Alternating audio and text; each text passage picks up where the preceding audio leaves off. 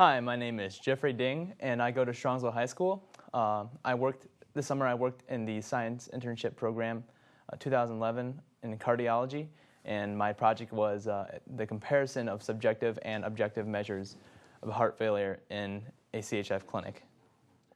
An increasingly common disease in the nation is congestive heart failure, which is a condition in which the heart is unable to adequately pump blood to the rest of the body.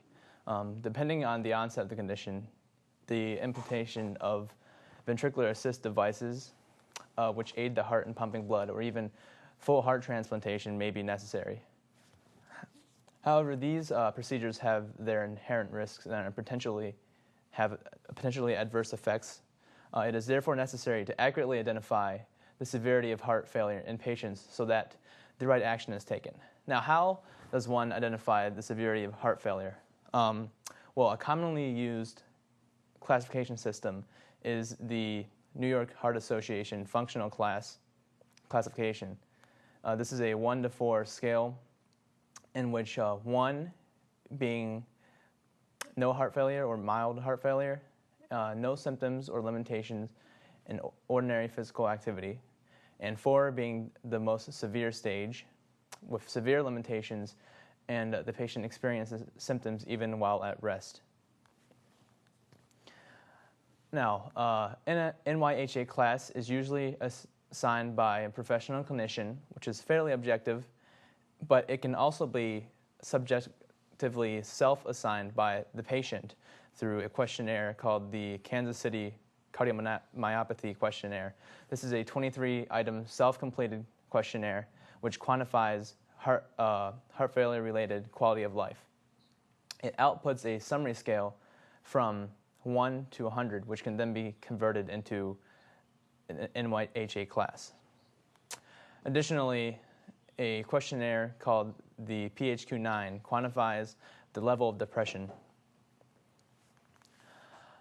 Because both patient and professional perception are crucial, it is necessary to compare objective and subjective measures of heart failure so that both can accurately be taken into consideration when faced with a heart failure-related decision. It is hypothesized that there will be a disparity between NYHA class as obtained by a clinician and the NYHA class as obtained by patient self-report via KCCQ because of the differences used to obtain both.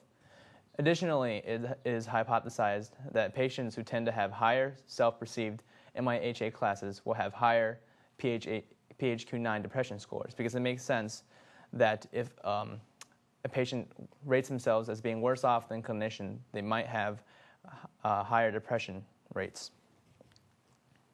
Now, for the study, the data was collected from patient charts from 3 different populations: VAD patients, which we had 19 of, 15 heart transplantations, and 24 general heart failure patients. The clinician-rated NYHA class was collected, as well as the NYHA class by the self-reported questionnaire. The depression score from the PHQ-9 was also collected, which is on a scale of 1 to 27, with 0 indicating no depression, and a higher score indicating more severe depression. Now here's the data of the frequency of the NYHA classes. Within each cell, the number on the left is the frequency by clinician, and the number on the right is by the self-reported questionnaire. So for example, if we look in the first cell, the 8 means that 8 patients were rated class 1 by clinician, but only 3 were rated class 1 by the self-reported questionnaire. Right away, we can see the differences between the two. For example, in VAD patients, there were 0 patients who were rated a 4 by the clinician, but one of them did rate themselves as a 4. Here we have the PHQ-9 scores. You can see that in the VAD patients, the range of the scores is quite large, with the maximum being 22, which on a scale of 1 to 27, severe depression, and this is greater than any of the other 2 groups. And the heart transplant patients and heart failure patients are more or less about the same. Here are the results of the frequencies of correspondence between the NYHA class by KCCQ on the top and the class as rated by clinician on the side. We have 3 different tables for the 3 different populations of VAD patients, heart transplant patients, and CHF patients. And so, for example, in VAD patients, the number 2 in the first cell, this means that 2 patients were rated 1 by the self-reported questionnaire and were rated class 1 by a clinician as well. The first 4 meant that 4 patients were rated a 2 by the self-reported questionnaire and a 1 by the clinician. This meant that they rated themselves worse as what the clinician thought. If we look in all the tables, the white diagonals, the numbers in shaded white are the instances where both classification schemes agreed with each other. The numbers that are shaded green indicates that the patient rated themselves as being worse off than what the clinician thought, and conversely, the numbers shaded in blue are when the clinician rated the patients as being worse. So we can see that not a lot of numbers fall in the white diagonal, which seems to suggest that there is a difference between the 2 classification systems. Furthermore, patients tended to rate themselves as being worse off than what the clinicians thought, as shown by many of the numbers being shaded green. We can see there are a lot of 4s and 3s in that area. This is further supported by the statistical values at the bottom, with the kappa values being quite small.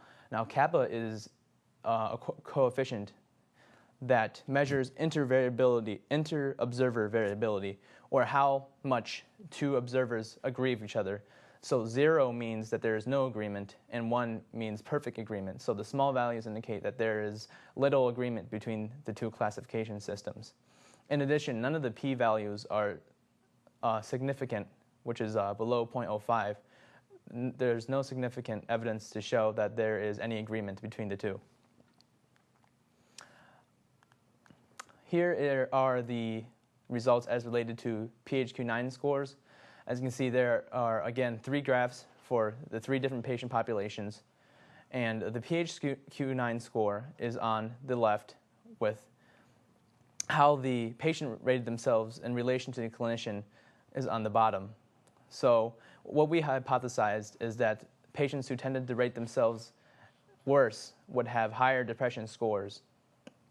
But when looking at the graphs, this is not necessarily true. There's no clear-cut pattern or any significant evidence to indicate our hypothesis.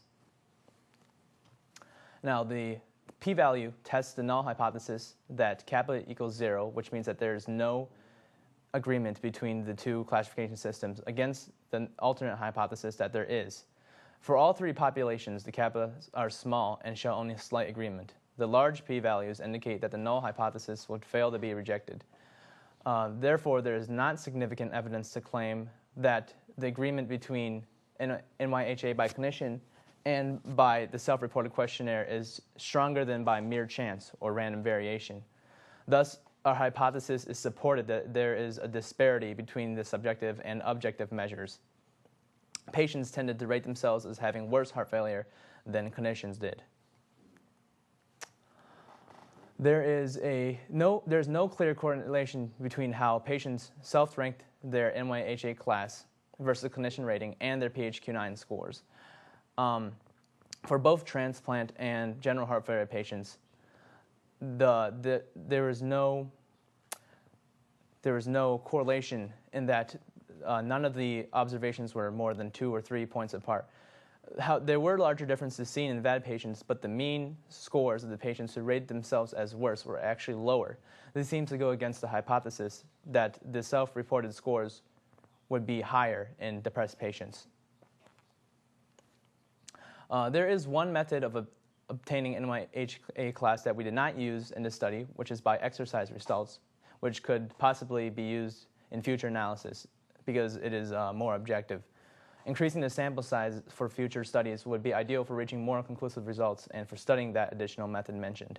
The conclusions suggest that the NYHA class by KCCQ and clinician rating have little agreement. It therefore may be necessary to reevaluate the validity of the two methods or even NYHA scale as a whole in order to ensure that heart failure patients are receiving proper classification and care according to their needs. For this project, I would like to thank my mentor, Dr. James Young, who guided me through the whole thing, and Dr. Leo Pozuelo from psychiatry, who offered extensive help through the project and help finalizing it.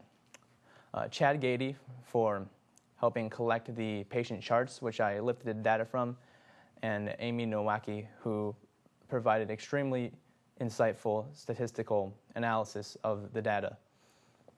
And finally, the Office of Civic Education Initiatives. Thank you.